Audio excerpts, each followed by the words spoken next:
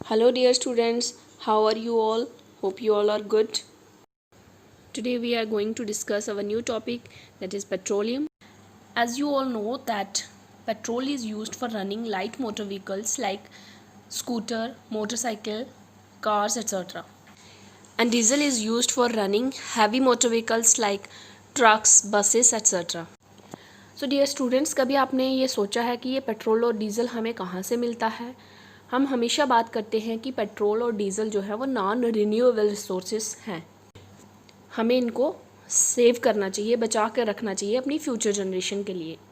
तो पेट्रोल और डीज़ल हमें कहाँ से मिलते हैं? ये हमें पेट्रोलियम से मिलते हैं। So dear students, do you know how petroleum is formed? So बच्चों, पेट्रोलियम कैसे बनता है? पेट्रोलियम समुंदर में रहने वाले जीव जंतुओं से मिलता है। सी में रहने वाले जीव जंतुओं की जब डेथ हो जाती है तो उनकी डेड बॉडी सी बॉटम में सेटल हो जाती है और सैंड और क्ले के नीचे दब जाती है। ओवर मिलियंस ऑफ ईयर्स वो वहाँ पे रहती है और different layer of sand and clay के नीचे दब जाती है।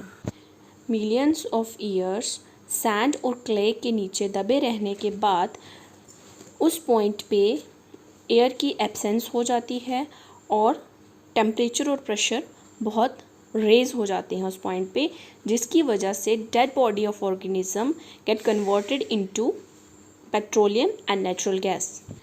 डियर स्टूडेंट्स, आप इस फिगर में देख सकते हैं deposits of petroleum oil and natural gas. आप इस फिगर में देखेंगे कि गैस और ऑयल दोनों ही वाटर से अबव सरफेस पे हैं। ऐसा इसलिए है क्योंकि ऑयल और गैस दोनों ही पानी से हल्के होते हैं और वो पानी के साथ मिक्स भी नहीं होते हैं। तो बच्चों, अब आप यहाँ पे सोचोगे कि पेट्रोलियम हमें अब मिलता कैसे है?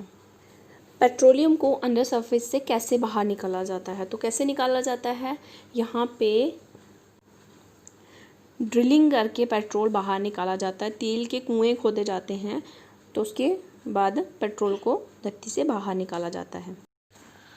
First oil well was drilled in Pennsylvania in USA in 1859। India में हमें पेट्रोलियम कहाँ कहाँ पर मिलता है? Gujarat, Assam, Mumbai high and basins of Krishna and Godavari. बात आती है पेट्रोलियम की कि पेट्रोलियम जब हम वेल से निकालते हैं तो वो कैसा होता है। पेट्रोलियम डार्क कलर का ऑयली लिक्विड होता है और इसकी बहुत ही अनप्लीजेंट स्मेल होती है। And it is mixture of various substances like petrol, diesel, natural gas, paraffin bags and lubricating oil. तो ये सारे कॉन्स्टेंट पेट्रोलियम के हमें पेट्रोलियम की रिफाइनिंग पे मिलते हैं। तो ये जो प्रोसेस है पेट्रोलियम से पेट्रोलियम कॉन्स्टिट्यूएंट्स को अलग करने का, इस प्रोसेस को कहते हैं पेट्रोलियम रिफाइनिंग।